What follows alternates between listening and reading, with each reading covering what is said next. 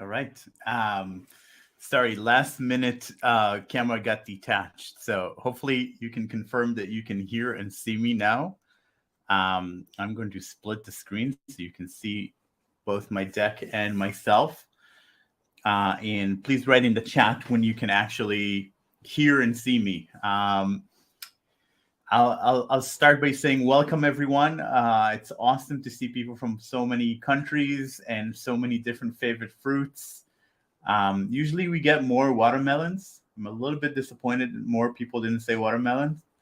But I guess it's just my favorite. And so awesome. So welcome today to this webinar about Google's Design Sprint, which I call a secret weapon for product decisions. And we'll learn why in a second. And so today, before we begin, I want to say a few words about kind of this environment that we're in, Crowdcast. So in the center stage, you're going to see myself and the deck, the presentation. And at one point, I'm going to ask for a volunteer to come on the air. And so you'll see them as well.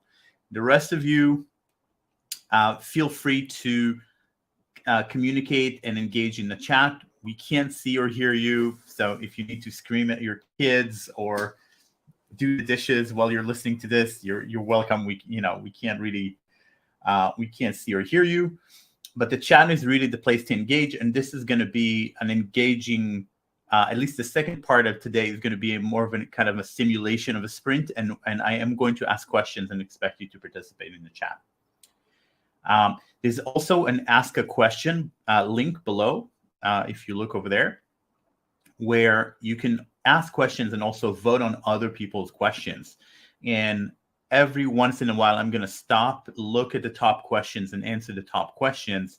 And, the chat usually goes by too quickly. So if you have a question, try to not ask it in the chat, but ask it using this feature, because then it guarantees that I'll see it and I'll address it at the right time.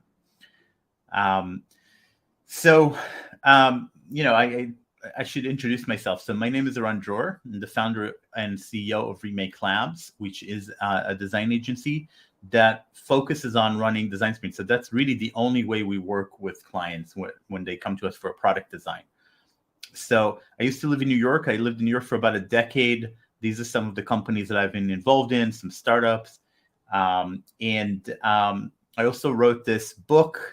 I don't know if you can read very clearly, but it says The Book of Hard Truths, 16 Facts of Life We Should Learn to Accept. And I don't know if you can clearly see it, but number one is you're going to die. So this is the kind of hard truths that I like to give clients. And it's also my kind of style as a consultant. And I'll give you some of these hard truths today, hopefully. This article that I published in Entrepreneur magazine, Can You Face the 6 Hard Truths of Entrepreneurship, was also one of the most shared articles that year. So it was like a few years ago. So that was really nice. And I recently finished a master's degree that has to do with Buddhist philosophy. Just so you know that I'm strange and I have a lot of strange interests. And the title of this thesis is How to Build a Buddha, which combines insights or brings insights from the world of Buddhism to the world of AI and machine learning. So just so you know that I'm strange. We have been growing this podcast. It's a podcast. It's called Remake, like the company, and it's a podcast about design, systems, and society. I'm very, very proud of it. We've had nearly 50 episodes so far. Number 4 is an interview with Jake Knapp, who created the sprint that you're going to hear about today. And we just came out with another episode with John Zeratsky, who is the second author of the Sprint book and the second creator of the Sprint. But in the middle, we also talked to some famous designers like Steve Krug, and best-selling authors, scientists, makers, activists, what have you. So this is a really kind of broad view of what design is and what it can be for people and for companies, for society. So if you take one thing from this, I actually would wish that you'd visit the podcast. I'm actually going to change. There's a green button below, and I'm going to put the Remake podcast link there. So if you take one thing out of this, this is the thing that I hope you take. But today I'm representing the company Remake Labs. And you can see from our landing page, from our homepage, Sprint for Better Product, that sprints are at the very center of what we do. And so today we have with questions and answers, we have about 2 hours, and we're going to cover 3 main things. Number one is, what's a design sprint? I'm going to tell you a little bit of the background, what it does, what it's meant to do. Then I'm going to talk to you about sprints and decisions. Why do I claim that a design sprint is a secret weapon for product decisions? And the second half of today is going to be a taste of the sprint. So we're going to simulate a sprint on a fictional problem, or a real problem, but it's kind of a fictional scenario. And we're going to simulate a very quick sprint so that you get a grasp of what it feels like. And so a few words on focus. So the next book that Jake and John, who wrote the sprint book, wrote is called Make Time. I actually have it somewhere around behind me here. Make Time, which is about how to focus on what matters every day, right? So it's a collection of tips for how to organize your daily life so you can accomplish at least one big thing every single day. And so, in the spirit of the book, I'm putting this out there. This is a pretty dense webinar. So if you're sort of half listening, but are also like watching TV, or you're like, also surfing on Facebook or whatever, I think you're going to absorb a lot less. And so this is, if you could free up your time and try to focus for a little bit of time, I think you'll gain a lot more in terms of, what does it mean for me? What parts of this could I take to my everyday work? And should we run a design sprint? So this, just putting it out there. Of course, you do what what do you think is best for you?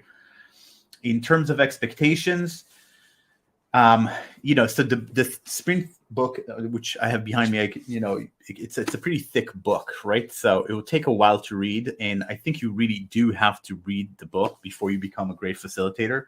And when we do facilitator trainings, it takes 2 days, sometimes more, to train a group of facilitators. So don't expect this 2-hour webinar, to make you ready to start running sprints. But what I think you can expect is you understand the principles, you understand what a sprint is, why it's important, when you can run it, and then most importantly, how to get started if you're excited, kind of embedding this into your process. But I think you still need to buy the book at the end of this, right?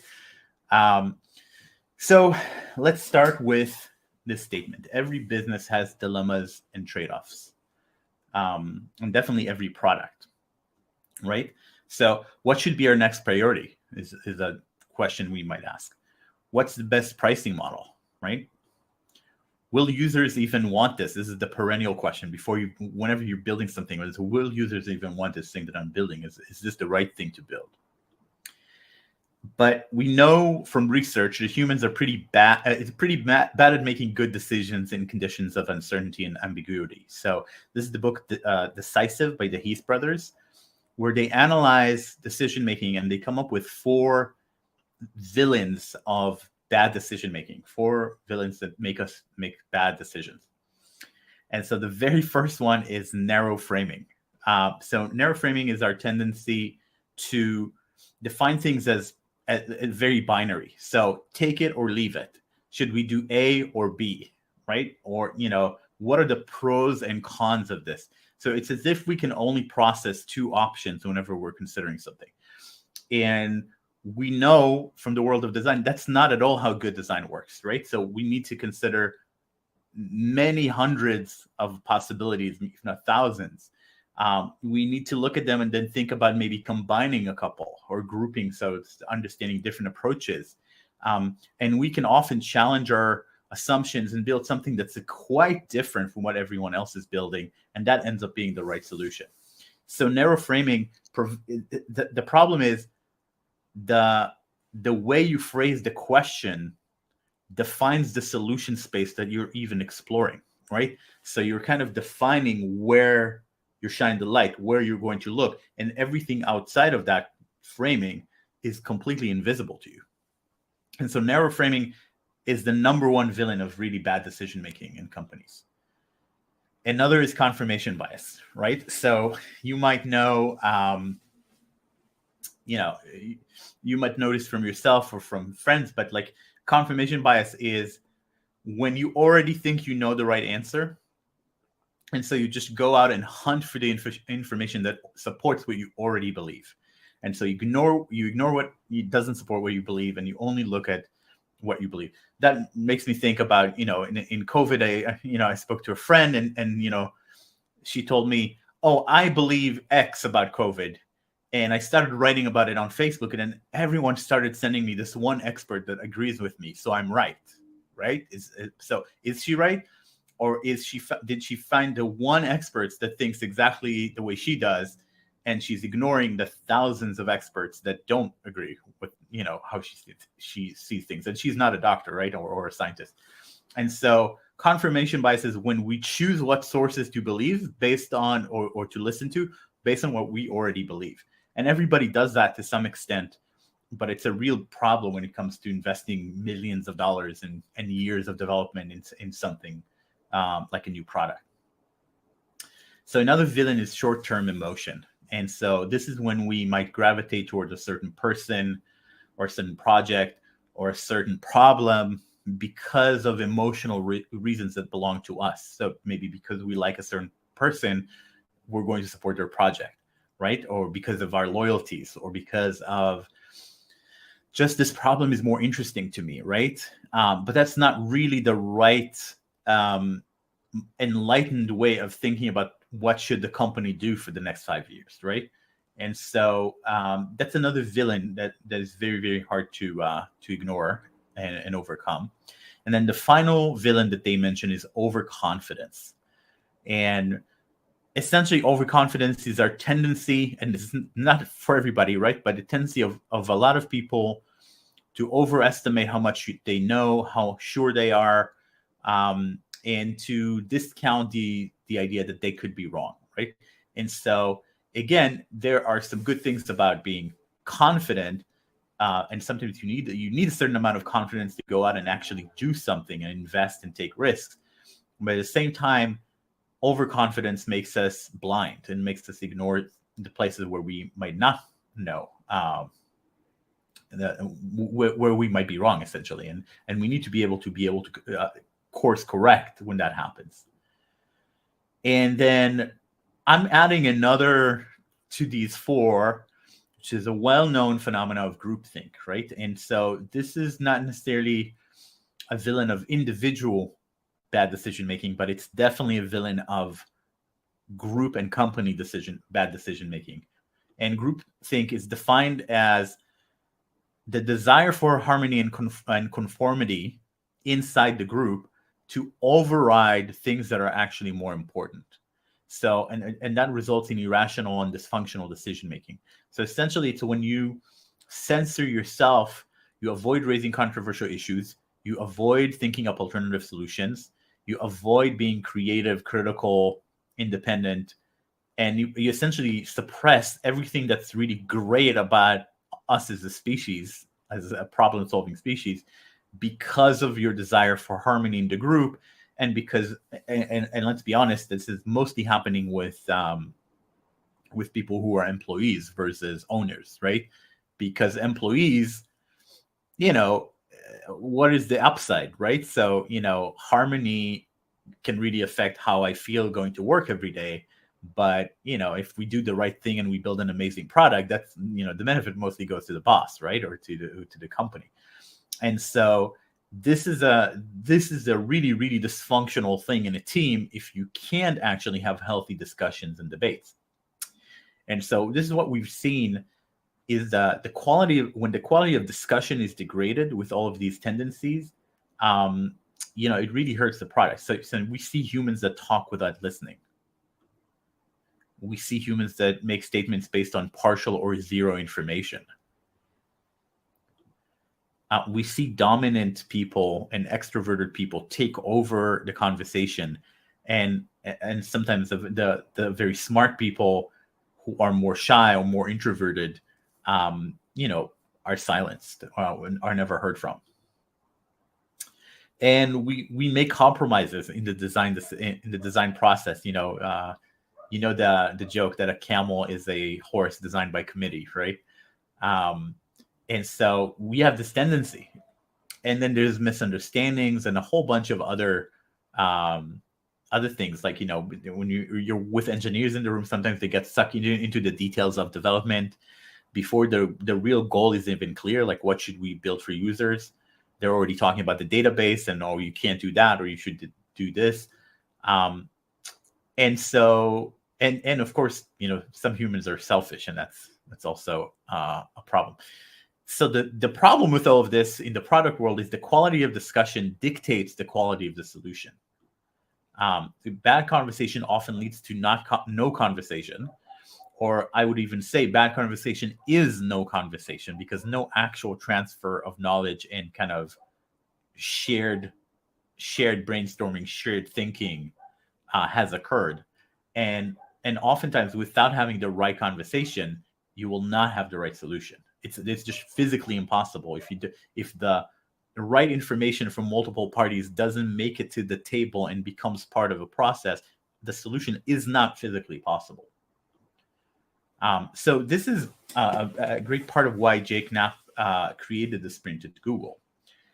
So now maybe it's a good time to define what a design sprint is. So a design sprint is a time box process that takes 5 days, which allows 3 to 10 people to solve large problems and test new ideas together.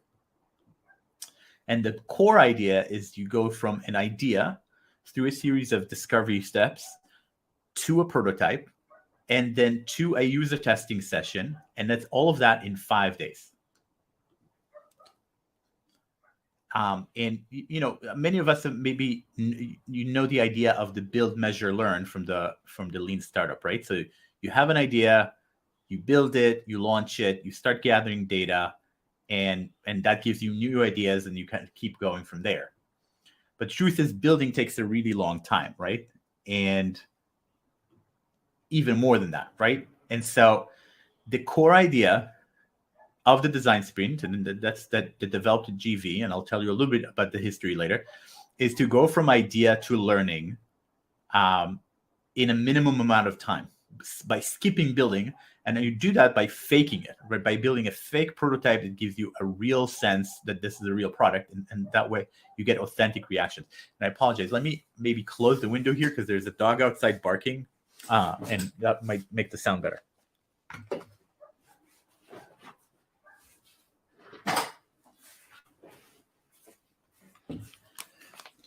All right, hopefully that will make a small difference here. Okay, and so this is what a design sprint looks like. So this is from the days before COVID.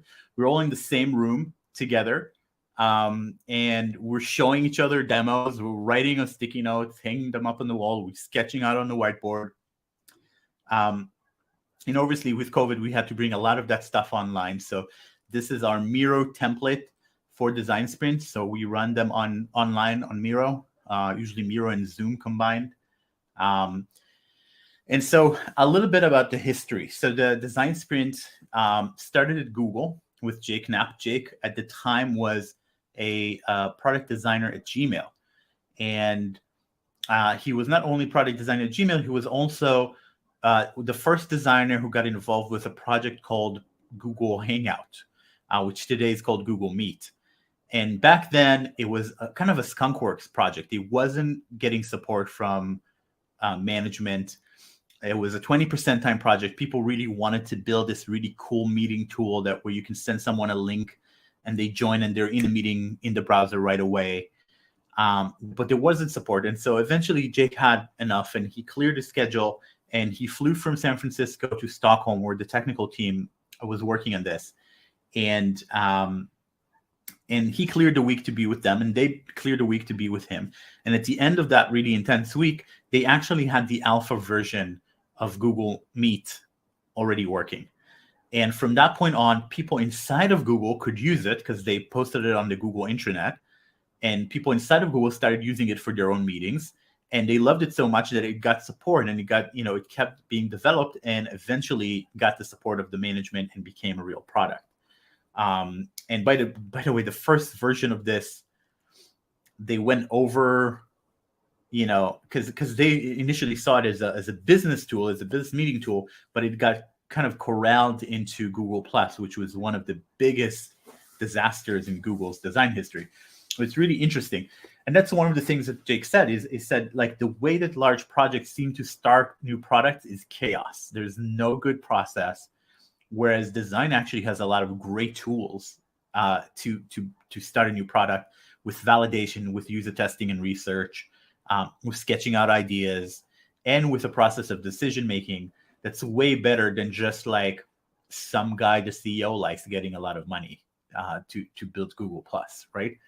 And so after running about 100 projects all across Google, so they kept running these sprints inside of Google with every possible product you can imagine, from Google Docs to ads to search to Android. They eventually brought in Jake to join Google Ventures, which is Google's investment arm, and they continued improving the process and running it with 150 different startups. And those are some very famous startups, like Slack at a very critical moment, like Brew Bottle Coffee, and Media, many other companies. And a lot of these stories are in the Sprint book, which was published in 2016 and became a bestseller. And not only did it become a bestseller, it immediately started affecting how companies do design. And so today, all of these companies here, and I know about many more, and the list keeps growing, are running design sprints either regularly or whenever there's an especially hard challenge. And it's really interesting to see it's not just the usual suspects, right? It's not just like Google, Facebook, Microsoft, IBM, Slack. It's also a company like Nestle, or Wells Fargo, which is a bank, or Lego. Lego now starts every new product with a design sprint. So you can see it's generalized enough, it's universal enough that it works both for really high-tech software companies and for a toy company building toys for kids like Lego. And so, it took over, also the consultancy business. So a lot of these consultants now offer design sprints or something very much like it. IDEO is this legendary design company that helped create the first Mac. And even McKinsey, created the McKinsey concept sprint. Sorry for the quotes, but I read everything that I could about the McKinsey concept sprint. And it's a 5-day process, and it looks very much like, I'm not going to say that's for sure, but it looks very much like they took the book, changed the names for everything, put their name on it, and they're probably charging $1 million for it. I don't know how much it's charging, but it's probably expensive. And so, something is happening here. And another interesting thing that's happening alongside it is a lot of VCs are starting to invest in their design process. So GVs continue to run design sprint. Kleiner Perkins has their own design process. In fact, every one of the VCs, the venture funds on this slide, have design partners who are offering some sort of structured design process to help unlock strategic challenges with the product. In fact, I am booked to talk to Irene Au from Khosla Ventures, also about their process. So this is going to be really interesting. And so my question to you is, what's on your playlist when you're working on a product? So I kind of see the design sprint as a playlist of best practices from the world of design, validation, research. So what's on your playlist? So this is what's on our playlist. We always listen to experts before coming to any decision, right? We interview the experts. We interview the users who kind of are experts on the problem. We always explore many options before aligning. So we don't just go for the first obvious thing or whatever the boss likes. We explore many options. We review them side by side. We vote on them, and then we discuss what to go with.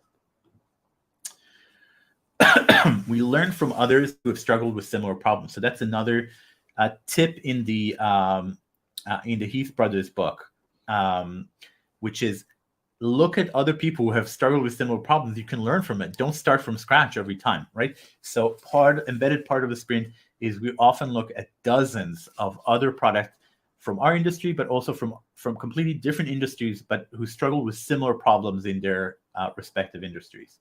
And we learn from them.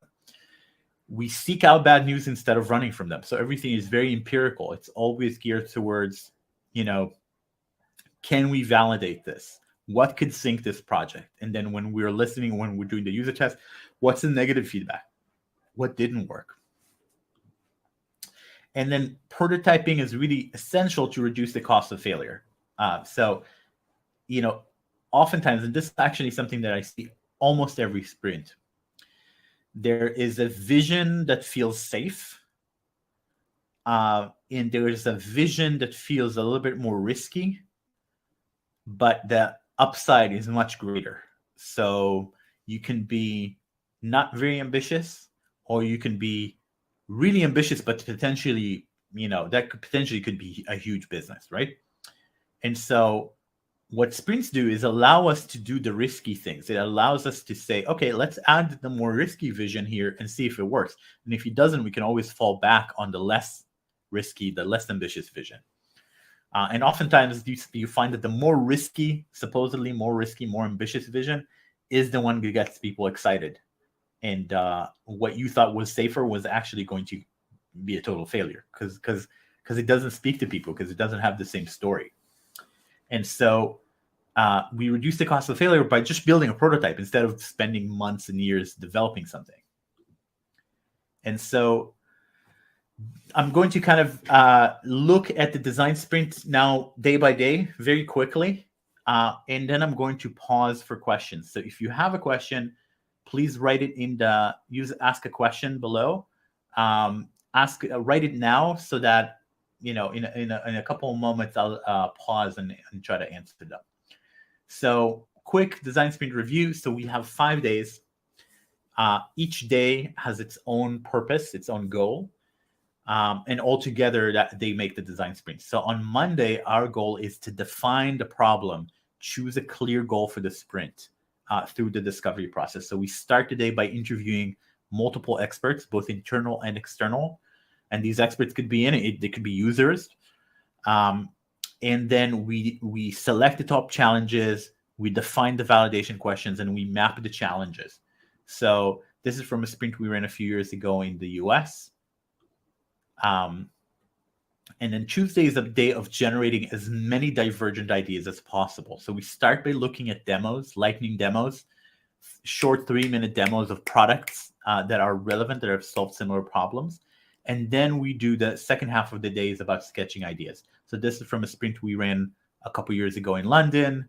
This is everybody's preparing their demos to show. And this is what sketching looks like. And then Wednesday is a day of making decisions and converging. So it's a day so we do a lot of heat map voting. We use stickers to vote and start to create a heat map on the sketching to start understanding what works and what doesn't work. And then we converge and create a single storyboard and wireframes.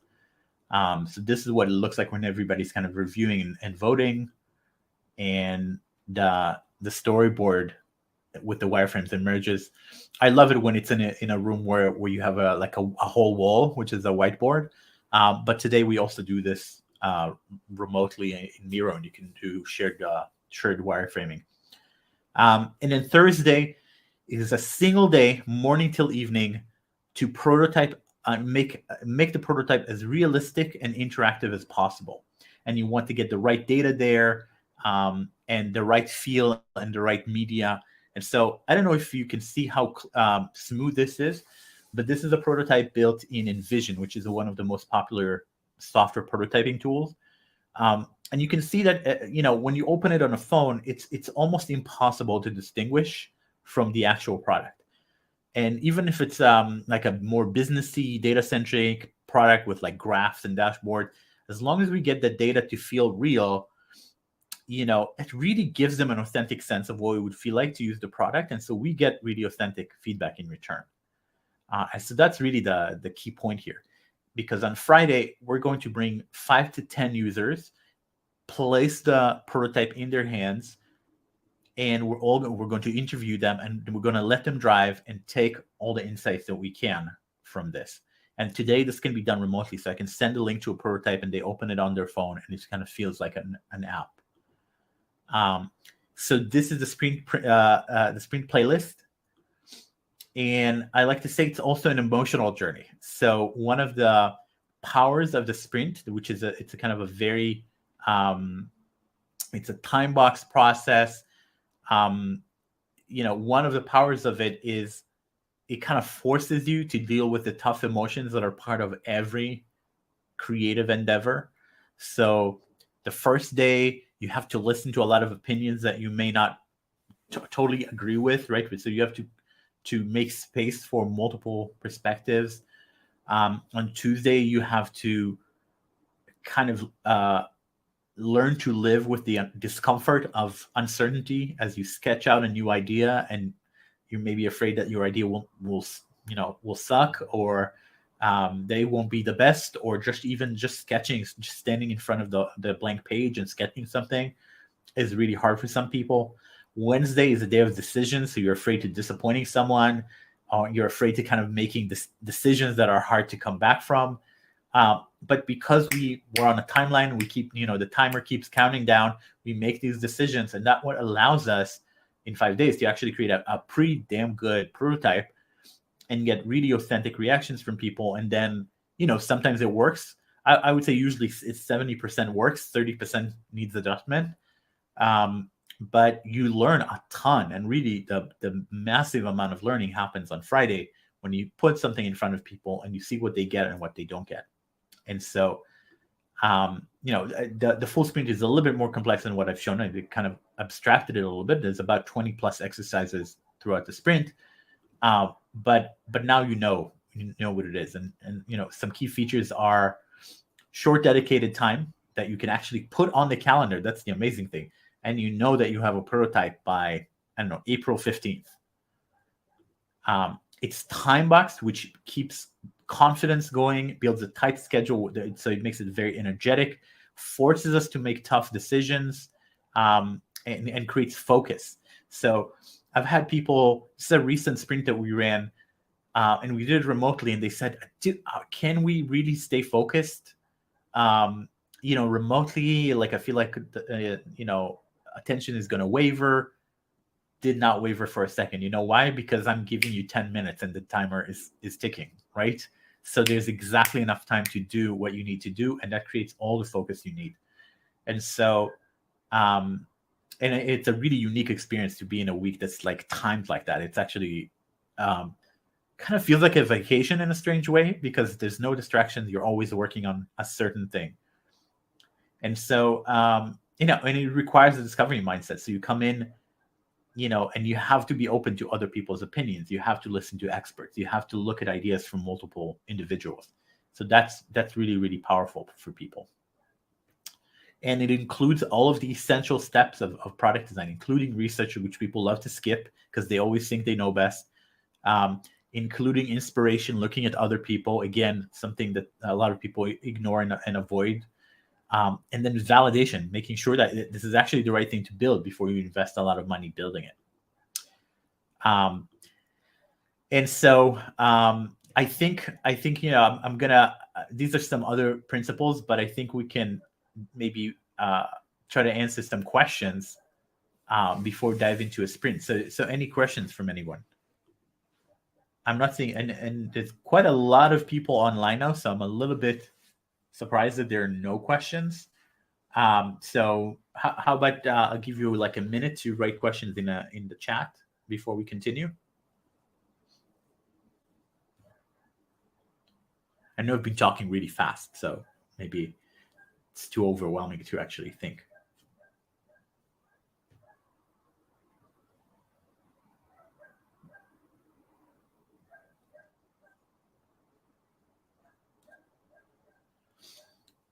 And sorry, the dog keeps barking. I don't know. So there's never a dog here barking, but today just a new dog started barking here. Okay. So, like I said, please write your questions in the questions and answers section. Use the ask a question feature below. So I've added the two that were sent in the chat. But please use ask a question when you're writing your question. So let me start answering. What is the most challenging day for you during the sprint? Yeah, that's a really good question. I would say the most challenging day for me is usually the first day, because we are entering into a new territory, new problem space that we don't know. And we have a ton, and actually it's everybody, but we have a ton of information to absorb. So we might be talking to 8 experts, and just writing and absorbing and absorbing and absorbing. And so usually at the end of Monday, I crash. So like if the sprint ends at 6 p.m., let's say, 7 p.m. I might be already sleeping because my brain is just like so overwhelmed. And then I would say other people find the sketching more challenging. So as designers, we love the second day, which is about sketching ideas and looking at other products, and that's where we live, right? So it's for us, it's a joy. But we have found, I've seen this tendency. So people who are either very business oriented or very technically oriented and don't think of themselves as designers have a lot of fear and resistance, or not fear, but just anxiety around showing sketches. And people who say, "Oh, I'm not creative," that's where they need a lot of encouragement, because everybody's creative, and when someone actually does go through the exercise and thinks through and sketches an idea, oftentimes these are the best ideas. But that's usually the second day is most challenging for some people. So Zilis, thanks for this question, and hopefully that helped. So I'm gonna pick some more questions here. Okay, question from Frank. You have to set up Monday well in advance, right? Arranging for user interviews, etc. Yes. So I mean, it takes us about 2 weeks to prepare for a sprint. But we have, first of all, we rely on the client to schedule with their own internal experts. And we have recruiting agencies to bring in specific types of users or specific type of world experts into the sprint.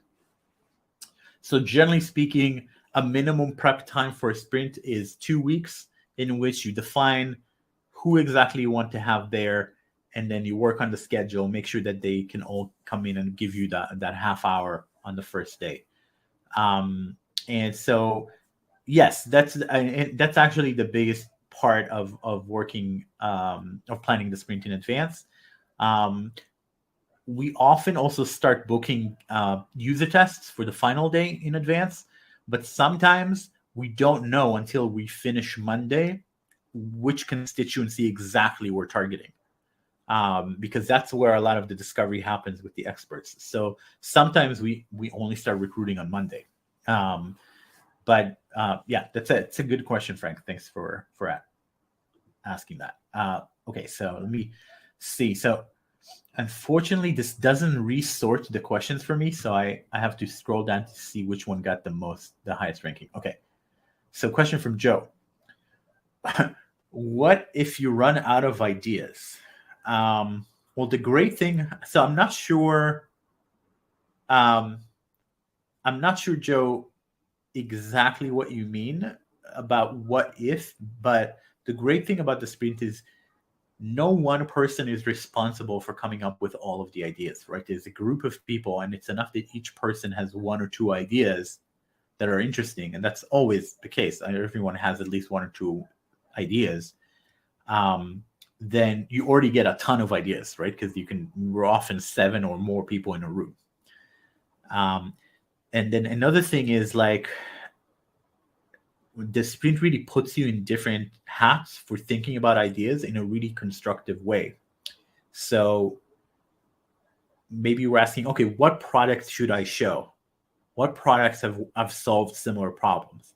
And then by showing the products, you get ideas, right? By showing, hey, this is how Google does it, and this is how Amazon does it, or this is how that already generates ideas for you and for other people. And then oftentimes some of my best ideas come from someone else's demo. So they will show a product and they will take one idea from it, but I will actually take another idea from it and work on my idea. And so you get a lot of ideas just from having the right people in the room, talking to the right experts, looking at the right product. So it's a very creative environment. That's all I can say. But if you don't, sometimes it's an area where I'm not an expert in, and I don't have a lot of genius ideas, but other people do, right? And that's the great thing about a sprint is you're not working in a vacuum. You're working with smart people in a room. Okay. Here. So, question from Eunbi. I hope I'm saying the name correctly. What if you're running out of time and people don't seem to get to a conclusion on the third day?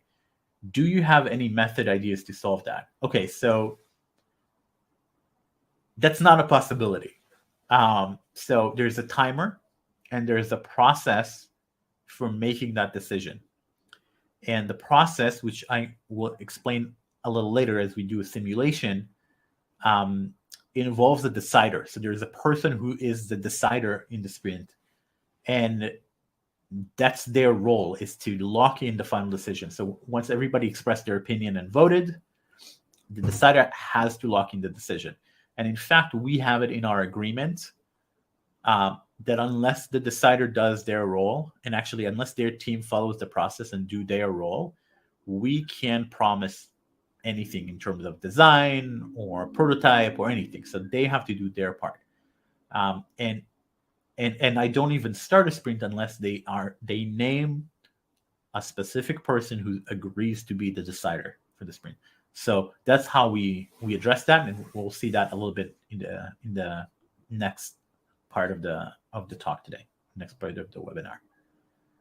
Okay, Idris. My first question is, do I need a large team to be able to run a sprint? It's a good question. We've run sprints from 3 people, including the client. So this was 2 of ours, 1 of the clients,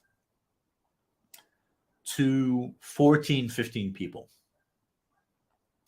And I will say, and they were both quite successful.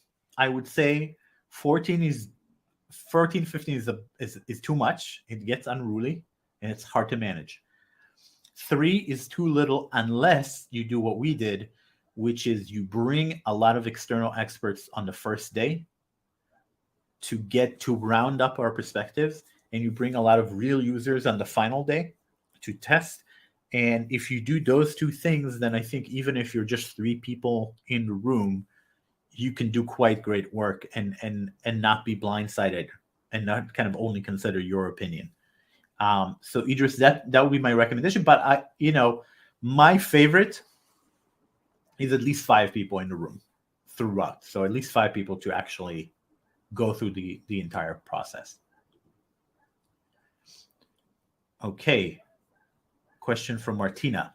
Yeah. Oh, this is a repeat. What's a good group size to do sprints? So they actually recommend the number 7 as the ideal number for a sprint.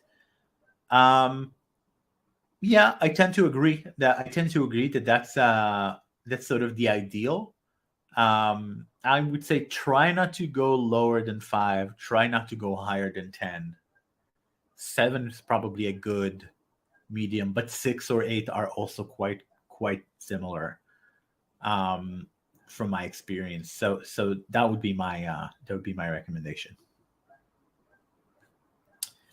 And I'm going to answer the 2 that have a vote, and then we'll get back to the others later.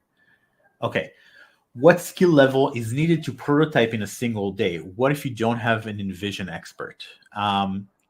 You need a prototyper. So Shai, we do Figma prototypes mostly, which if you're a designer and you can design in Figma, it's extremely easy to turn that into a clickable prototype. You just switch to the prototyping tab and you link some stuff up. So if you have a good designer, they should be able to learn how to do that. Sometimes it's a little bit trickier. So for instance, the last sprint we did, they had kind of a Tinder card swipe mentality or idea for a core feature where you had to swipe through cards. And so I'm pretty good at prototyping, but I didn't know how to do that in Figma. And I actually went and found like some YouTube videos about how to hack Figma to do this, and did it, and it worked amazing. Like, you could actually swipe and like it would go to the next card and you could swipe left or right. So some things are trickier than others. But essentially most designers should be able to use whatever prototyping, if they're using XD or whatever design tools they use, often comes in with a simple prototyping tool that they can use. And InVision is a great addition to any design tool that you use, and it's really not it's really not hard to prototype, is what I'm saying. Even in InVision, you can learn it in half an hour. And final question I'll take right now is, how do you know your project is a fit for sprint versus a full design project? So Heather, it's a great question. I'll address some of it a little bit later on, but I would say a design sprint is the best way I know to start a project. So even if you're going to go with a full design project, you're rarely going to have the level of intensity and focus and connection and expertise and collaboration to get something rolling as you will in a design sprint. So what I actually usually recommend is start a design sprint, whether or not this is a full normal design project, because at the end of those 5 days, everybody will know so much more. Everybody will be much more aligned. Everybody, it's like starting from 3 months later of like normal work. So this is my recommendation. And then a lot of companies that do long-term design projects run a sprint every few months, like once a quarter or whenever there's a big challenge, kind of to figure out what the next big vision is. So that would be my recommendation. I actually don't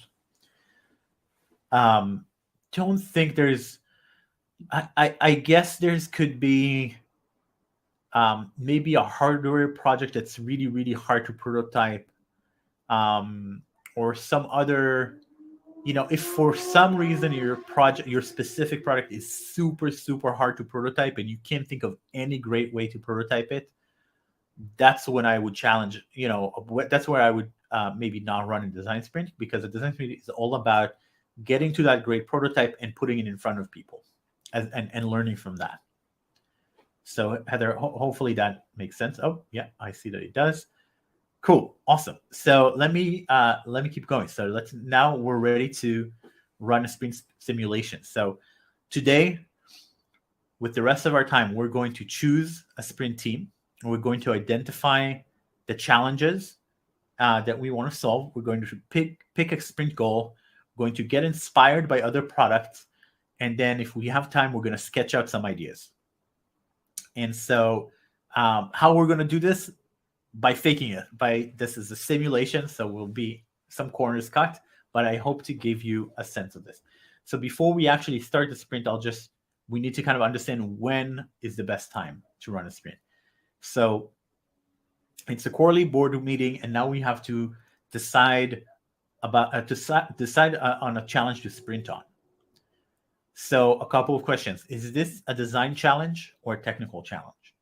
And so oftentimes people might come to me and say, okay, should we run a sprint on this? And when I listen to the challenge, it's actually, how do we make this thing work, right? Or what technology do we put together here? And that's not a design question, so I don't think a design sprint necessarily works for it. The type of questions that this can answer is, what will work for users? What is the right pricing? What is the right feature set? How will users respond to this? Will users want this? What type of users will want this? How, those are all design and product questions that I think absolutely we can run a sprint on.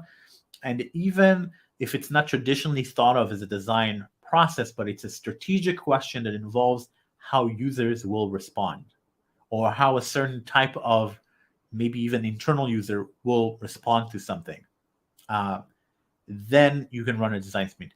Otherwise, I'm sure you can create workshops that will work for like more technical problem solving, but this is not that workshop. Is this something that a lone genius can solve? So I say if a lone genius can solve your problem, hire a lone genius. They're going to be way cheaper than bringing like 10 people together in a room. And so sprints are really most suitable for problems that are interdisciplinary, multidisciplinary, requires buy-in from multiple departments or multiple, power player within the organization. So if this is clearly a group effort, if it's too complex, that's when a sprint works best. And then, can we run sprints on existing products, or is it only for new products? So I say many, and also in the sprint book, they describe many existing products, and we've run sprints for many existing products, but it takes more work to run a sprint on an existing product because you have to do your research ahead of time to identify what needs to change, what's the feedback we're hearing, etc. You can't just start by interviewing experts, right? There's already something there. So we do more prep for an existing product, and then a new product is kind of out of the box. You can run a sprint. Is this for the detail work? Like, am I going to get 100 screens, login, settings, or is this for the big vision of what's the right thing to build? So definitely big vision. So this helps you nail the big vision. Details usually come later. So let's run the sprint. So our challenge for today is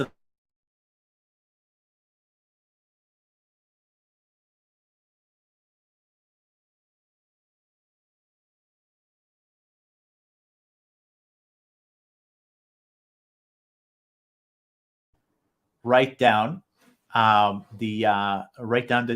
you're willing to, and then sorry, let me share my screen again. I think if for some reason it stopped sharing. And so specifically working from home, what I want is to create a remote alternative to working from a co-working space, whether it's a same company or a co-working space, for freelancers like WeWork or something. So now we're starting the pre-sprint chat. We're trying to start planning the sprint. And the first question that we have is, who is the team that's going to actually participate in this? So my first challenge to you is, please write down, it's my first exercise, please write down in the chat, what types of experts could help solve this challenge? And I'm actually going to play some music and wait for your answer. Because there's a couple of significant reasons. 1 second.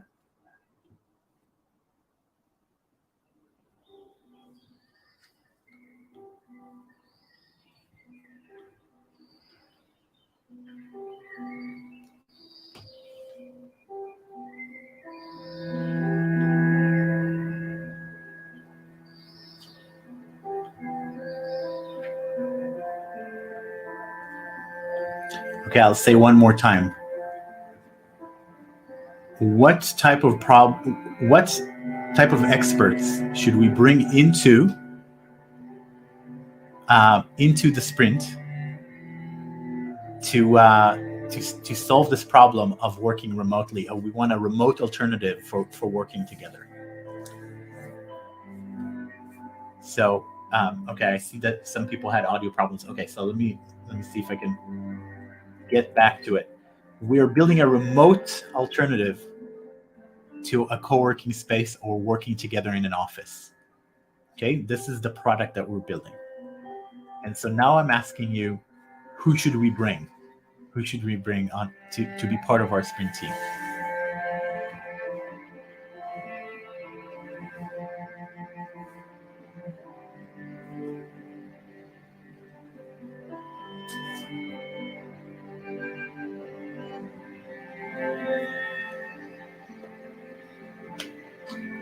I'll wait until a few more people write.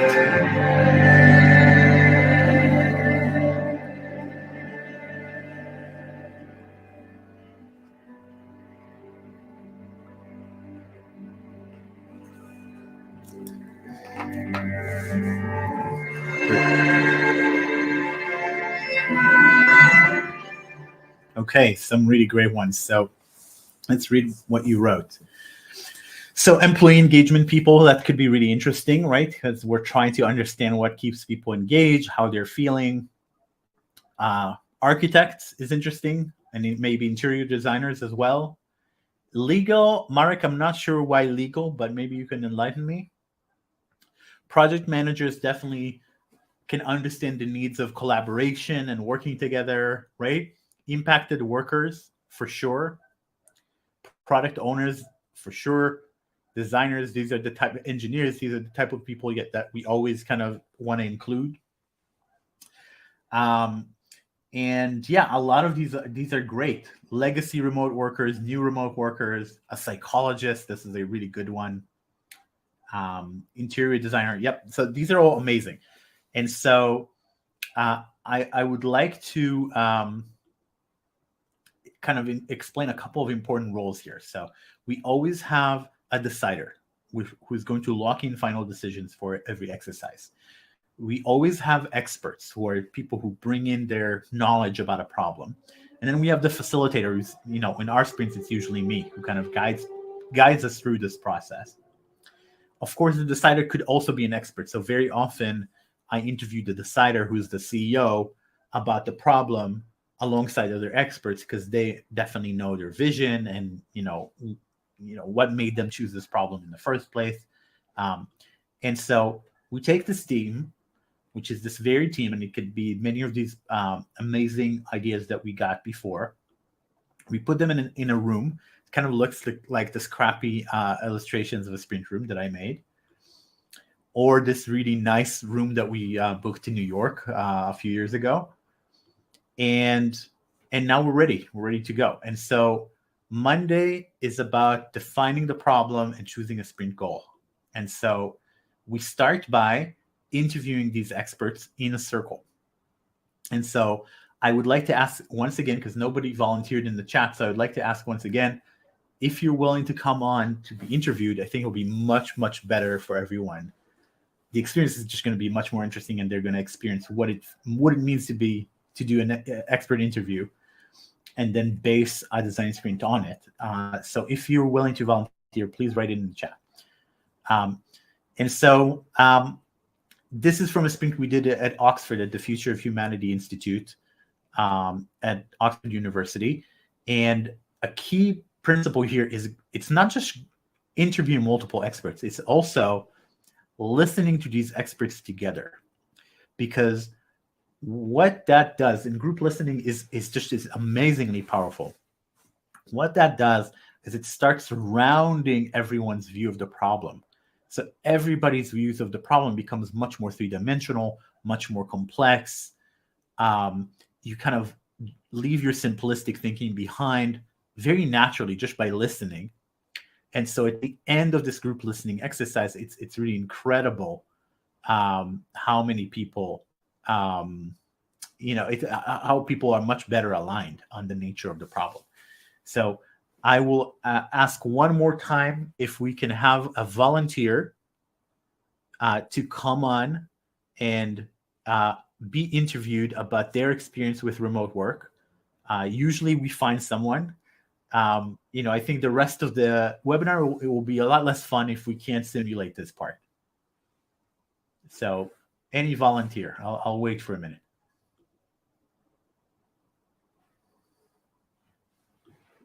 Okay, Priya, we have a volunteer. Okay, I'm going to send you an invite to come on the air. And if you accept, then everybody will be able to see you.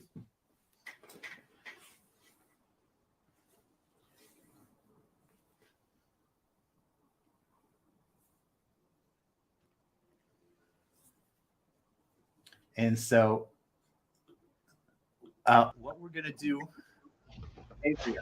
Hey. All right. So I'm going to explain the challenge, and then I'm going to start asking you a little bit about your experience. So everybody, please thank you so much for agreeing to do this. It's a very vulnerable thing for someone to do. Uh, and so she's going to make your experience a lot better, hopefully. And so please take some time to thank her. And it takes some time. There's a little bit of a lag from being on the air. So yep, thanks for coming in. Perfect. And so what we're doing is we are going to write how might we questions. So every challenge here that Priya described, we are going to convert it to a how might we. So for instance, if Priya says, when I work from home, I get really distracted from home, then you are going to write HMW, how might we help those struggling with distraction when working from home, right? So you're going to convert it into kind of a more hopeful question. Instead of saying, oh, it's really hard, you're going to say, how might we help the distraction? So this is my exercise for everyone. While I'm talking to Priya, please capture what Priya is saying. So Priya, thank you again so much. And I'd love to start by asking you, when did your remote work start? Did it start long before COVID, or did it start like when COVID hit? Just when COVID hit, 2020, Okay. March. So tell me about that initial transition. So what was it like to work from an office and then work from home all of a sudden? Well, initially it was a relief. I did not have to commute as much. I was looking forward to working from home, but I thought it was going to be temporary and we will go back to office maybe a week or maybe not longer than a month. So I did not have the right table set up. My office wasn't in place, but then it felt like it's gonna stay for a bit, but I still wasn't prepared for this long remote scenario. Nice. So I wrote a first how might we to kind of show people how we're writing these. And so after a while, I'm assuming you got more set up and you got, you found your corner where you can do some work. Were there any issues that were persistent that even after months of working from home were really, were really not as good as working together? Okay, that's a good question.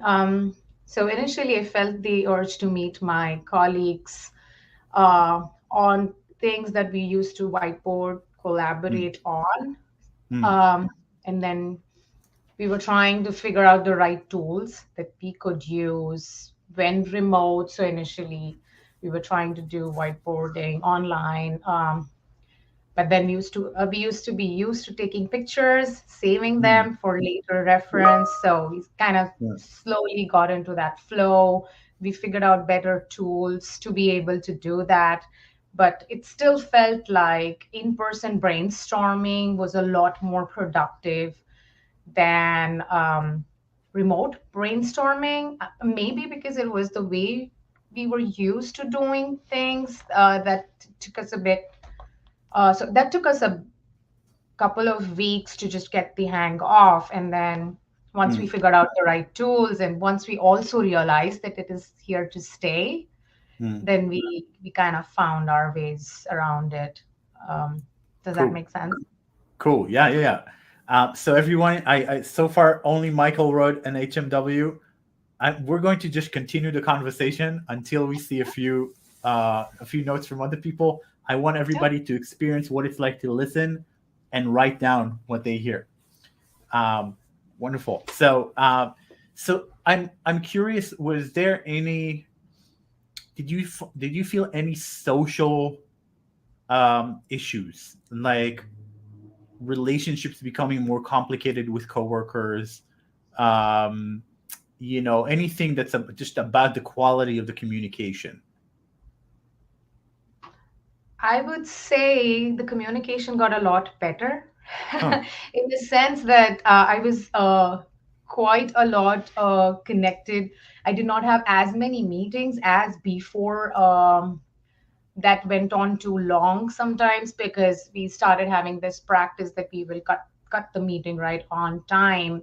But Nice. whatever time we use, that has to be focused on what we want to do, because we had a lot more meetings, but the meetings were had started becoming more and more productive. It was not the case when we started, but Hmm. slowly as we kind of jumped from one meeting to the next, the one thing was, okay, I never leave my table. I don't have a lunch hour. I don't have a break Hmm. hour when we started. And then we talked about it with the teams. And then we kind of realized that we have to have a no meeting hour, a dedicated no meeting hour in between for us to take that step away from our table. So Nice. we navigated it in that way. And then the meeting started getting more and more productive.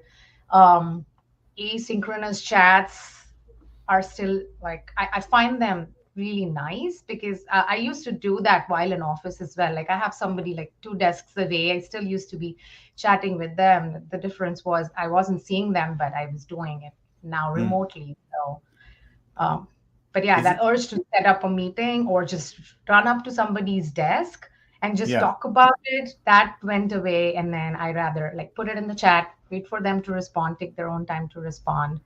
Nice. I kind of like that. Do you miss any of the social aspects of like being in an office, having like a social space where you can chat maybe over Oh, coffee or yeah. absolutely, yes. I mean, yeah, that's the biggest thing that I miss because the chats in between our walks or meetings or whatever used to be the most exciting part of our days, because sometimes we just in a non-serious conversation used to have these great ideas, discuss something you read about, something you saw in a different product that excited you in a certain day, or just personal stuff as well during Yeah. meetings. So that kind of is that exciting part of being around people. Yeah. Awesome. Yeah. Amazing. So Priya, I think we have plenty of notes now to use as an example. So I want to thank you so much for your time and for your willingness to help. Everybody, please thank Priya again Yeah. for I'm her going to read time. them now in the chat. And Thanks, everyone. exactly. And we'll read some of them and then continue on. Thank you so much, Priya. Um, and so wonderful. So I think a lot of really great ones. How can we make a remote work from home more social? Help employees discover new ways to socialize. Cultivate professional relationships. These are amazing, and a lot of people thanking Priya. So yep, good stuff. So um, so I think now imagine, so we got all of these HMWs from a 5-minute conversation with Priya, and so I want you to imagine us at Oxford, at the Future of Humanity Institute at Oxford, having talked to not one person for 5 minutes, but probably 8 or 10 PhDs, each in their own field, like machine learning and governance and philosophy. And we're all talking about, in this case, we talk about the future of AI and the challenges and how to help policymakers understand the challenges. And so, at the end of a series of half-hour interviews, the walls were completely covered with these HMWs. And we already, as you can see, the blue notes are kind of headers for these different categories, different groups. So we already organized them, and now it's time to vote on them and decide what to focus on. And so the voting system works pretty simple. And this is it's called Note and Vote, and it's pretty recurring system across the sprint. We usually give small red dots, and each person gets a budget. So for instance, for this exercise, I might give 7 red dots for people. And this is a budget they can spend however they want. So they can give 3 dots to one idea, and then 2 dots to another idea, and then 2 dots to 2 separate ideas, one each. So you spend the budget however you want. And very quickly, that creates a heat map of what are the top challenges that people are really interested in, right? And then the decider gets a little bit of extra time. We give them larger green dots to lock in the final 5, right? So overall, after we've done this, we sort into categories, we vote, we end up with 5 key challenges. So imagine and this is something that you can use in your own everyday meetings. It's a quick way to explore many options and then focus on the few top ones. So for instance, let's say we did this exercise and we choose the top 5, and these are the 5 we choose. How might we give the feeling of co-working but from home, avoid getting lonely when working from home, effectively reduce procrastination, improve focus when working from home, and provide some of the networking benefits when working from home. So these are top 5 challenges. These are similar to some of the things we've written down. And now we need to define our key problem statement, our key vision for this project, and then 3 validation questions. So we start by skipping ahead, looking into the future. Maybe it's a 2-year goal or a 1 year. Oh, nice. When I go like this, so then it refocuses on the hand. Okay, interesting. So we want to ask ourselves, what does the world look like in terms of our product and product market fit? What does the ideal world look like in 2 years, right? And you want to be super optimistic. So don't aim low. You want to really imagine, if everything goes well, how did we change the world? What is our product market fit? So this is my next exercise for you. I want you to write in 2 years and then complete the sentence based on everything we wrote and what we've heard and the challenge that we selected. What is, how does the world look like, when we solve this challenge? So I'm going to play some more music and we'll see what people write.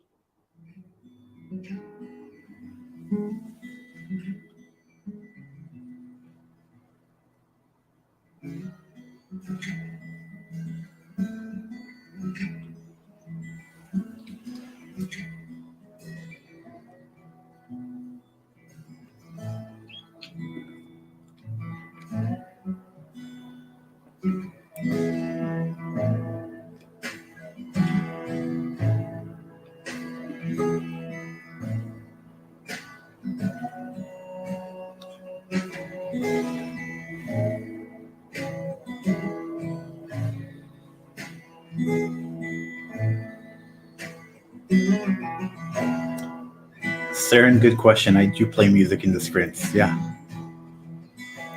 And there's a lot of discussions about my music taste.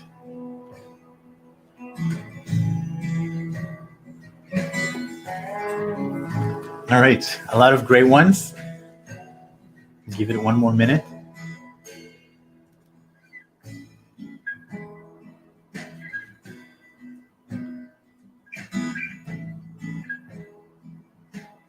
All right. So I want to read a few of those. So I'm going to start with the top here. Okay, so in 2 years' time, people won't have to sit next to each other to feel socially connected at work, from Martina. This is a really good one. In 2 years' time, employees would be excited to work from their desk every day for a whole day and still keep up the social life. Okay, that's an interesting one. So I want you to notice already a little bit of a difference, right?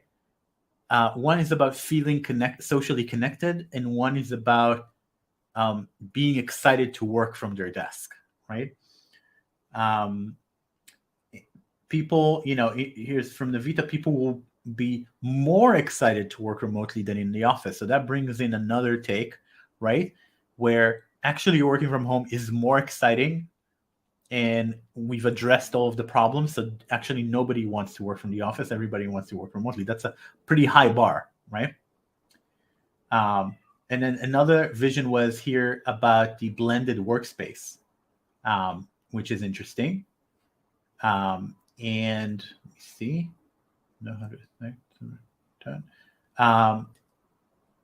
in 2 years, remote work should feel like second nature and is exciting with a great work-life balance. Yeah, that's great, right? That bringing in the element of work-life balance. And then Brittany wrote, in 2 years, remote work will be standard. VR and AR will help people feel more connected, right? So we brought in multiverse, and this is also from Frank. VR, AR, multiverse. So all of these things are going to converge to make us feel connected wherever we are. Maybe we put on glasses and suddenly you're in an office, right? And you see your friends and you say hi. And so I wanted you to go through this exercise because it's really important to show how the framing can be so different, right? So we all are thinking about the same problem, and we're all interviewing the same experts, and yet people are coming in with completely different insights, right?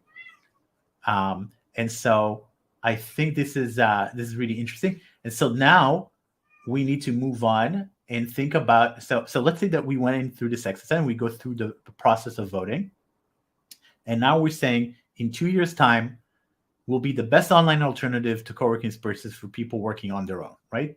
This is pretty generic, but now we have to flip our, change our hat from the really optimistic hat to the really pessimistic hat and ask ourselves, what could stop us from getting there? So, what could stop us from getting there? And we start these with can we questions. So for example, can we help parents work when their kids are at home? Is that even possible, right? Can people actually unplug? So I want you to start by writing, can we, fill in the question, and kind of be super pessimistic about this project. And I'm going to play some more music. What could sink this whole project? And specifically, these are questions that we need to test on the final day with the users. These are things that we really need to crack.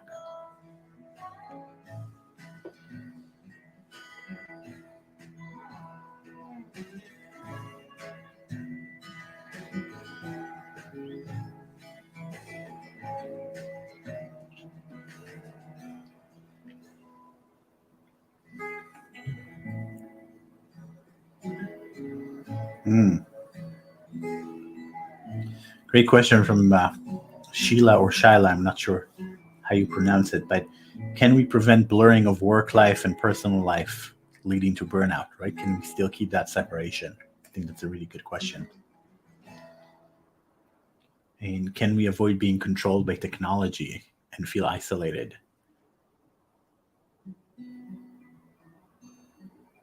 Can we achieve remote connectedness even when the leadership does not support remote work? That's an interesting one.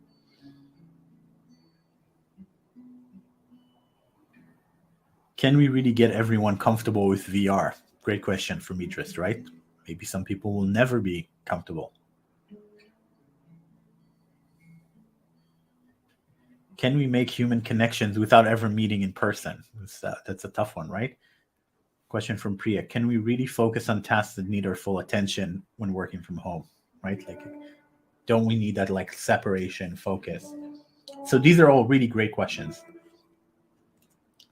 So usually in the process, we write a couple of dozens of these, and then we vote in the same way. And we end up with 3 key validation questions. So imagine we went through this process, and now we say, can we prevent our remote co-working solution from feeling awkward and unnatural? Can we create something that will have value even after COVID, right? So people will actually prefer it. Can we convince users to pay for this brand new thing that doesn't exist yet, right?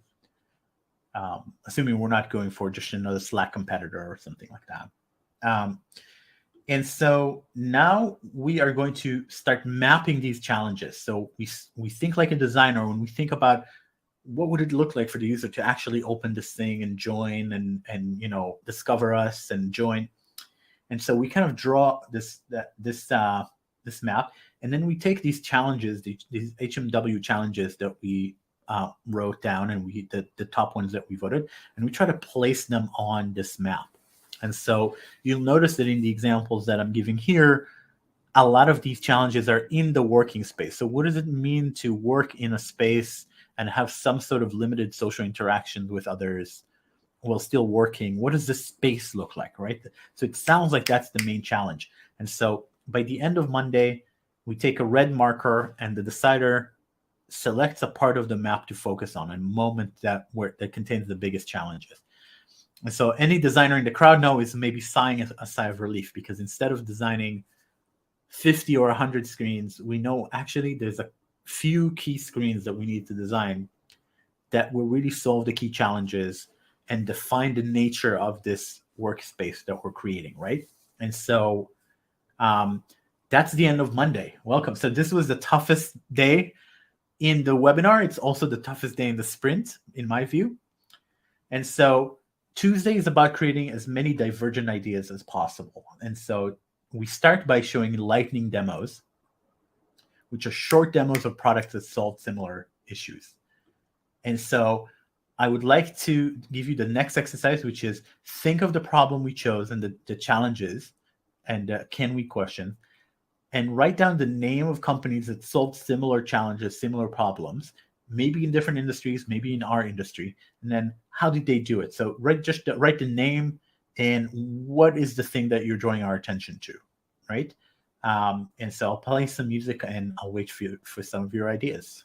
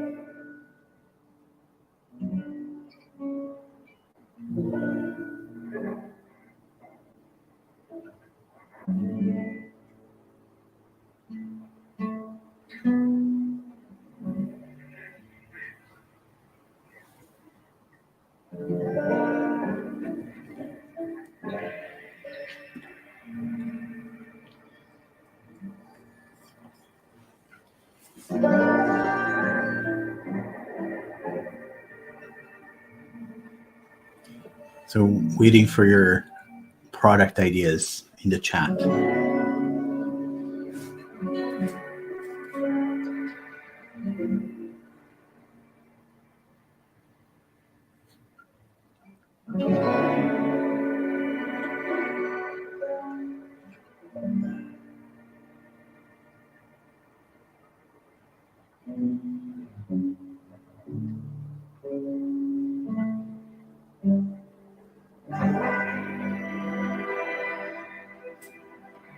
Yeah, so a couple of good ones. Loom is a good one, right? Loom is a quick way to share your screen and record a little video for someone. That's someone I don't think anybody has ever mentioned that, but I love that product. Asana lets you comment on projects and and get everyone involved on the same page. Microsoft Teams, right? You create different chat rooms, kind of like a Slack thing, but you can also hop on a video call right from Microsoft Teams. Breakouts, right? FigJam, right? It's kind of like a Miro competitor from Figma. They have like a board, but it lets you do a call right from there, so you can hop on an audio call. Lunchbox helps connect like-minded people and match their interests automatically. I didn't know Lunchbox. Let me Google Lunchbox. It sounds interesting. Oh yeah, I see it. Lunchbox.io. Interesting. So, and people are mentioning Zoom. People are mentioning InVision. They also have like a live whiteboard called Freehand. And so really, really interesting. Oh, Lunch Clubs is also a Lunchbox online solution. Oh, this is about digital sales. Yeah, it's a different thing. Okay, Lunch Club. I'll check it out.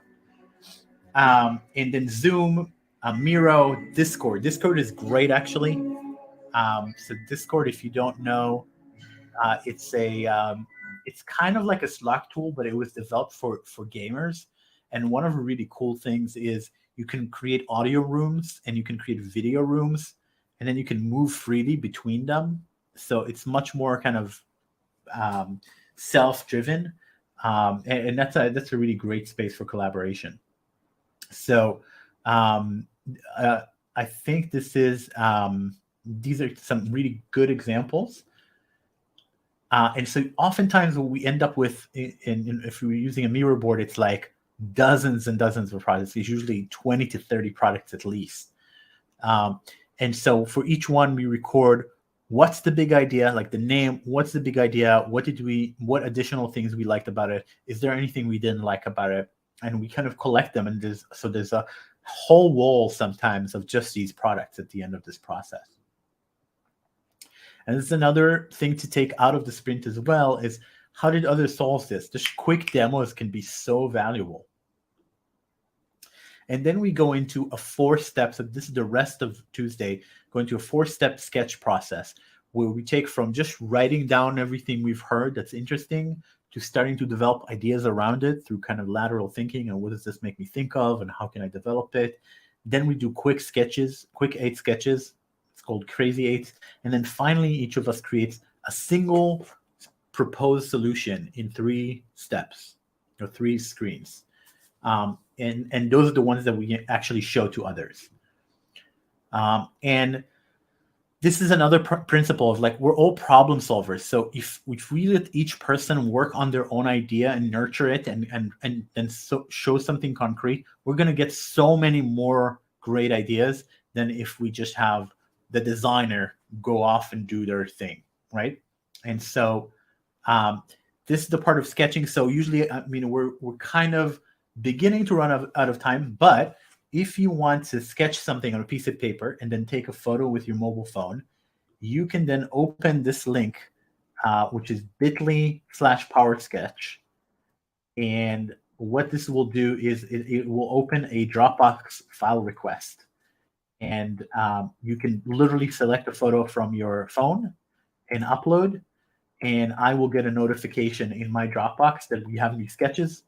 And then if I get those, I'm not going to stop now just for this, but if you want to sketch it while I'm talking, then I'm going to show your sketches at the end. So now continuing, Wednesday is about choosing and converging. So we start by hanging up all of these sketches. And if we're doing it in Miro, I actually prepare like a really nice gallery of these sketches in Miro. And everybody's voting. So we're creating another heat map vote. And in fact, there's a structured series of votes to start consolidating and focusing on what works. And it may be, oh, this sketch is really great, or it may be, we should combine this sketch with this sketch and create a new sketch. But the way Wednesday ends is with a set of wireframes that are as detailed as possible, with the right wordings, the right elements, where we are clear what we need to do when we come in tomorrow and start prototyping. So this is what it might look like, right? That level of detail with the right everything.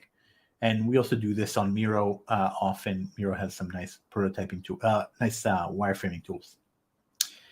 Then Thursday is about building a realistic prototype. So we are going to race to create a realistic prototype. And this is another principle that you can take with you, the art of faking it. I always say, if you're given a task to do a really complex spreadsheet, which is, I guess, the furthest anybody thinks from design is a spreadsheet. So, but let's say that you're given a really complex spreadsheet. What should you do? Should you spend a month building the spreadsheet and then show your boss? Or should you create a fake spreadsheet that looks like the one that you're going to do with fake data, and then run it by her and say, is this what you meant? And if she says yes, then now you can go and actually invest in the spreadsheet. So that's the power of prototyping in reducing risk and reducing wasted work, is good across the board. It's something you can take with you. So you have a couple of principles here. You want to be as realistic as you can to get authentic reactions, but you also need to remember the requirements of the test. What are we testing? What answers are we trying to get? And so sometimes I might add another screen that doesn't look quite as good because it helps us get a better answer for the question, right? So a better, clear answer. And, so like I said, something, in the case of the Tinder-like cards that you swipe in the last sprints we did, I spent an extra couple of hours just making the cards actually do the swipe because I thought it was so important to test the real experience of it. And actually, lo and behold, they didn't actually like it. It didn't make sense to them. And we ended up not building this feature, which would have probably be pretty expensive. And so principle 2 is you can prototype almost anything. So all of these products that you see on the screen are results of design sprints. So with a little bit of creativity and a good prototyper who knows how to prototype these things, you can prototype pretty remarkable things in a day. And if you can't, then you can at least prototype a great landing page explaining what this thing does with a mock that makes it feel real, but it's not actually real. The purpose is to test it. So here are a few projects we did recently with design sprints. So this is from a sprint we did in London a couple years ago. It's a self-help mini courses in self-help from famous self-help authors, and it incorporates self-tracking tools to kind of see how you're doing, your progress. So that was the result of a sprint.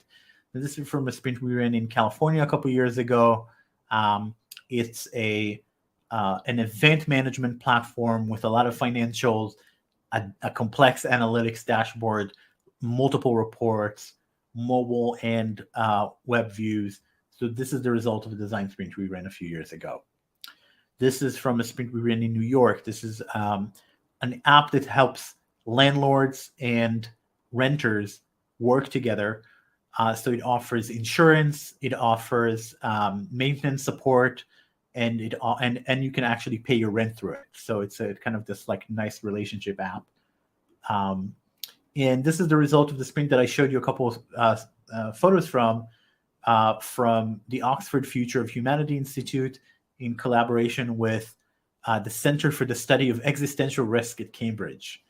And we created a strategic role-playing game for decision makers and policymakers to understand the risks and benefits of AI and how AI is going to transform the world over the next 20 to 30 years.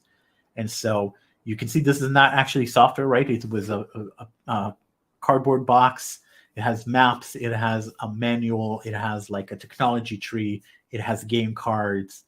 And all of this we did in a sprint. And the remarkable thing is 3 months after the first sprint, we were in 2 sprints with them actually, but 3 months after the first sprint, this was already played by high-ranking people at the UK's Ministry of Defense, right? And so, and since then it's been run with many, many organizations, including some of the top AI companies, some of the top AI and machine learning conferences. So this is having an impact, and we did the first version in a week. Friday is the day for user testing. So what we have here is, generally 5 to 6, but sometimes as many as 10. You actually put the product in their hands. So if you're in person, put the phone in their hands with the app running, with the prototype running. But, it can be really, really realistic. So, this is an Envision prototype that you can, click through. If we're doing this remote, which is frankly most of the sprints today, we send them a link, tell them to open it on their phone. And so we actually sometimes they have both a laptop and a phone, so we can see their face from the laptop, but we also see their screen because they share their screen, and we see everything they're doing on the prototype.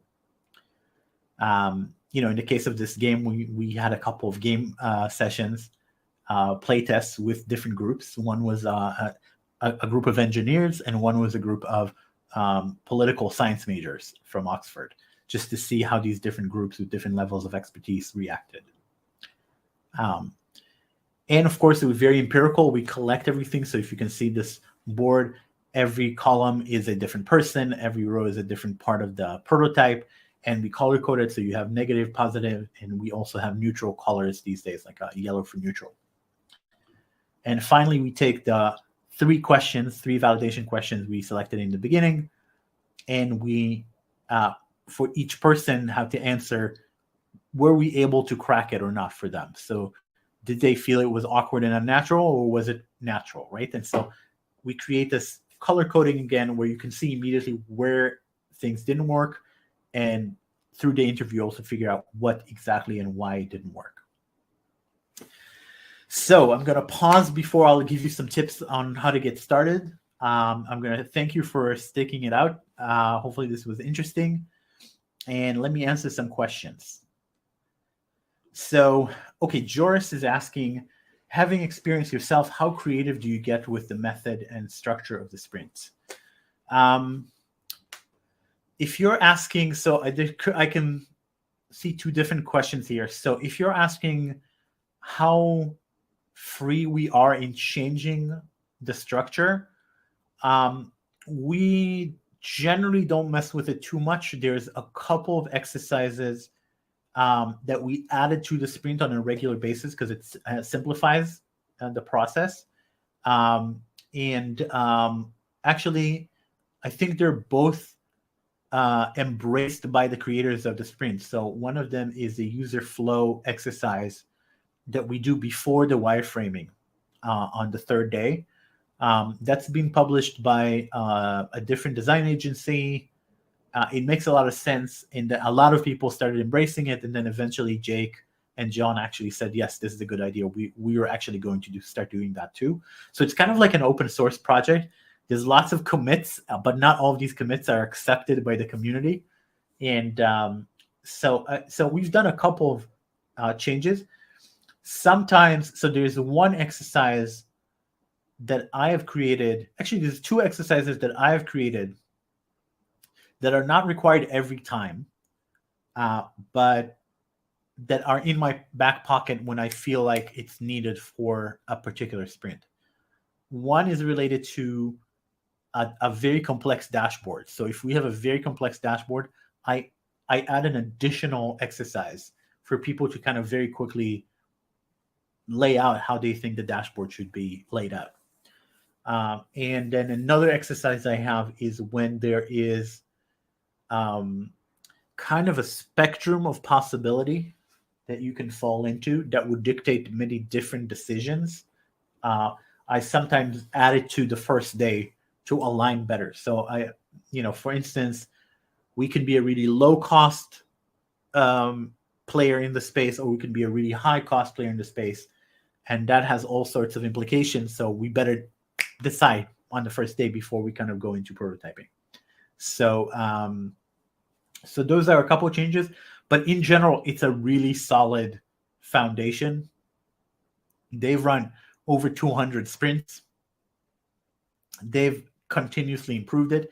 And I think, it's kind of like a Linux, right? The foundations are good. A Linux in open source or Unix. Foundations are really good. Yes, you can add a lot of stuff around it, but a lot of the people, I would say most of the people making very substantial changes, like cutting a day or condensing it into 3 days, or who knows, like I've seen so many different variations. I think most of them just don't appreciate how good the process already is. So I would caution you against someone who, everyone kind of coming in. I've heard of Design Sprint 2.0, 3.0. I don't think you need that. I think you can, each person kind of customizes it and improves it for themselves, and then sometimes write a Medium post about it that other people embrace. But it's not that, you don't want it to be that different at this point because it's a really solid process. That's my take. Joris, I hope that's what you asked, because I thought there was another question there, which is how creative can you be about the product inside of the sprint? And then I actually think the structure is super helpful for that type of creativity. So hopefully that answers. Okay. After Friday testing and review, if some changes are to be made, do you start from the first steps of expert interviews again, or any other steps? Yeah, so we usually, we have an iteration sprint that we offer that doesn't start with new expert interviews. It just starts from, hey, let's talk about what we've learned from the last test, what needs to be done, what are the approaches we're going to take, and then we prototype again, and then on the final day we do another user test. So we don't necessarily go back to the experts, we just talk about the test, align around what needs to be done, and then prototype. Hopefully that makes sense. Great question, Idnika. Hopefully I said that right. Okay. And then Randy is asking, what if you are a freelancer? How would you use Design Sprint Basics in your work? I was a freelancer running sprints before I started the company. I think there's no reason. You could just say that's how I work, right? So it takes some courage, because a sprint is more expensive than, at least in the customer's mind, it might be more expensive than just a couple of hours of work. But if you feel like they don't just need a couple of hours of work, they need research, they need to understand a problem, they need to look at competitive products, they need this time, then I encourage you to do what I did, which was say, if you want to work with me, you have to do a sprint and you are going to lose some people, but the people you get are going to be so happy, and the results are going to be so much better that they're going to tell their friends about you, and suddenly you have a nice business. So that would be my recommendation. You're the expert, right? They hire you because you're the expert, and if you are the expert and you think this is the best way to work, you should tell them. That's my take. Okay. Question from Priya. How would we think about lighting demos for B2B product? Not enough exposure to products out there. So that's a good question, Priya. I hope that you're still here to hear this. I think, first of all, you can just Google products in this area, and you'll be shocked how many there are, and you'll be shocked. And then the other benefit is there are you're here. So there are multiple people in the sprint. So it's not just what you know. I do require everyone in my sprints, everyone who's participating, to bring at least 5 products.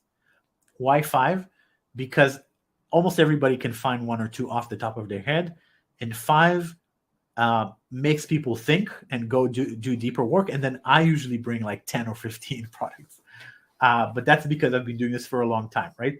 But it's really important to get to know the products in your space and start Googling ideas. So for instance, I don't know, if your product has a chat component, then Google chat products, right? If your product is an analytics tool, even if it's a very specific type of analytics tool, just look at what are the top analytics tools out there and learn from that, right? If your product is a CRM for veterinarians, you should still look at HubSpot, right? Which is one of the top CRMs, right? So just Google CRMs and see what that gets you. And spend some time, log in, get a free account. If you can't find a free account, you very often can find video demonstrations on YouTube or other places where you can actually see the product being used, or you can find screenshots. So don't give up so easily. Spend that time. You're going to learn a ton from it.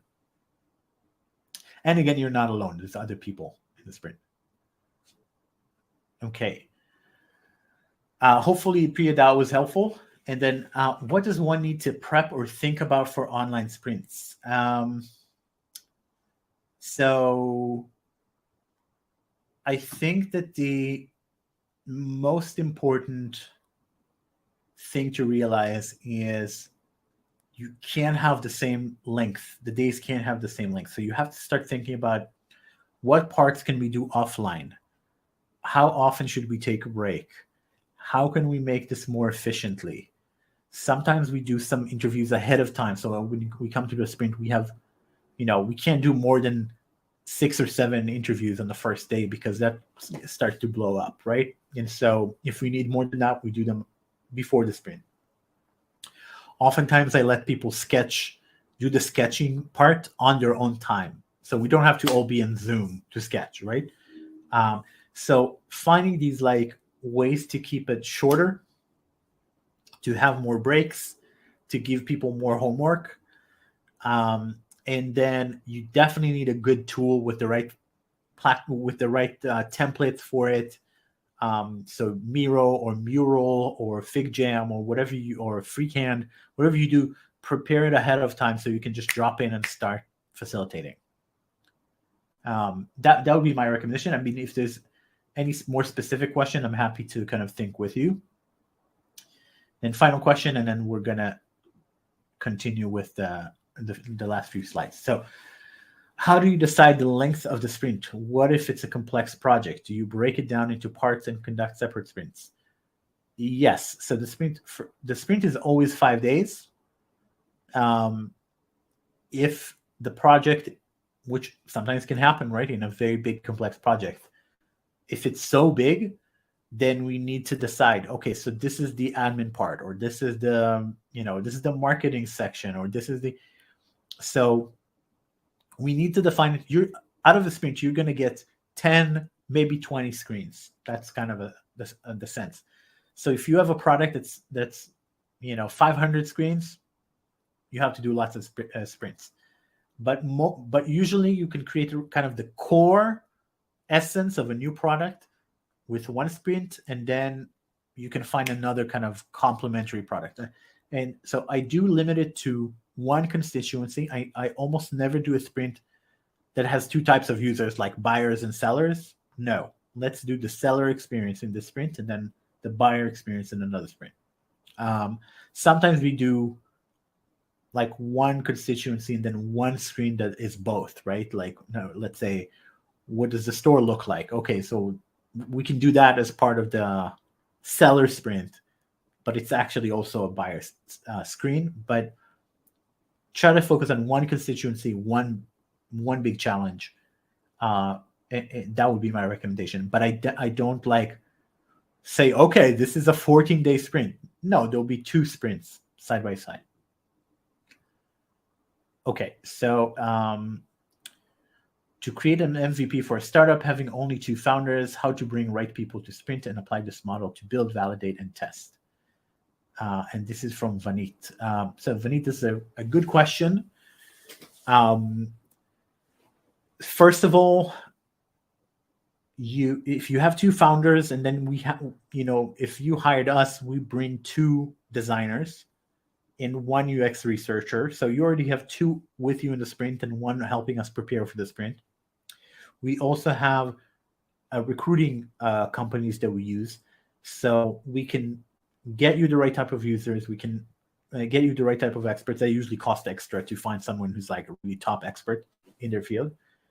So we can help with that. But you can also use your network. And all you're asking people is for half an hour of their time to be interviewed on the first day, right, as experts. So it's not so crazy. You can offer them like a little gift card or just your thanks. And many people are very happy to do it because you're trying to build a product for them. So I would say use your social network first, then reach out to people that you know from your professional network and ask them. If you need to offer them some sort of small incentive, if you really need a top expert, we can help you book a like top expert. Like, I need the head of X at this company. We can get you that person. And then I think your 2 founders plus designers could already be a good foundation. So hopefully that helps. But if you have follow-up questions, please feel free to ask. Okay, so now I'm going to keep running because I know some people are falling asleep, specifically Julia. And so how to get started. So the first thing is the sprint book.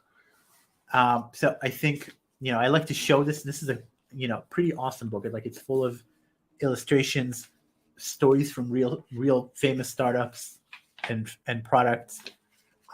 It's divided into days, and so you can actually, it tells you what to do right each day, sketches the different exercises. So this is a really exciting book to look at. And I really recommend, if you're interested, just buy the book. That's the easiest way to get started. The book's website, thesprintbook.com, is also really, really exciting. It has some templates you can download. It has videos you can download and you watch for different exercises. So highly recommended as a way to get started. All right, Julia. All right, I was thinking you were like snoring. I was like, that's a pretty bold move. But anyway, thanks for clarifying. So then we have tools worth knowing. So these are the tools that we usually recommend. So we use Miro, middle bottom corner row, and we use Zoom as the foundation of the sprint collaboration, and then Figma as the design and prototyping tool. But we've also used Keynotes in prototyping. We also use InVision in prototyping sometimes. And a lot of people really love Marvel, which is kind of a simpler version of InVision for prototyping. And so shameless plug time. If you're interested in running a design sprint, you can hire us. But most importantly, one of the main reasons that I do these events, and these events cost money and time, and we give them away for free, is because you are the right people that I want to listen to the podcast. And the podcast is also something that we're investing a lot of time and money in. And we're bringing pretty incredible guests every week. So we have like famous activists and TED talkers and best-selling authors and some of the world's most influential designers and everyone who's really trying to make the world a better place. And I try to get in their head, understand what drives them, understand how they think about the world. So hopefully you'll agree that this is a pretty interesting prospect. And I encourage you to just go and find us. So if you follow there's the green button below, it will open to a website where you can find us on every player that I can think of. So you just like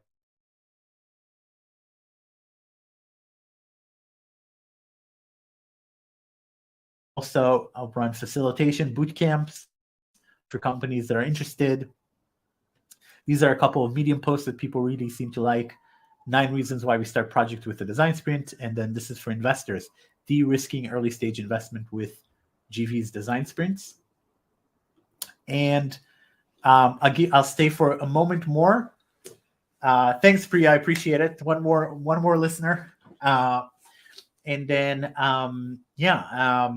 one last chance to ask any questions before I say thank you.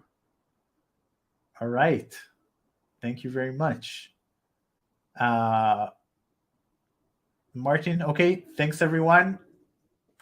Thanks for your time today. I hope you enjoyed it. I hope it was valuable. I really enjoyed everyone's ideas today and questions. This was a good group. Thanks everyone, and stay connected through the podcast and through the newsletter if you want, and then we'll be in touch. There'll be more fun events in the future.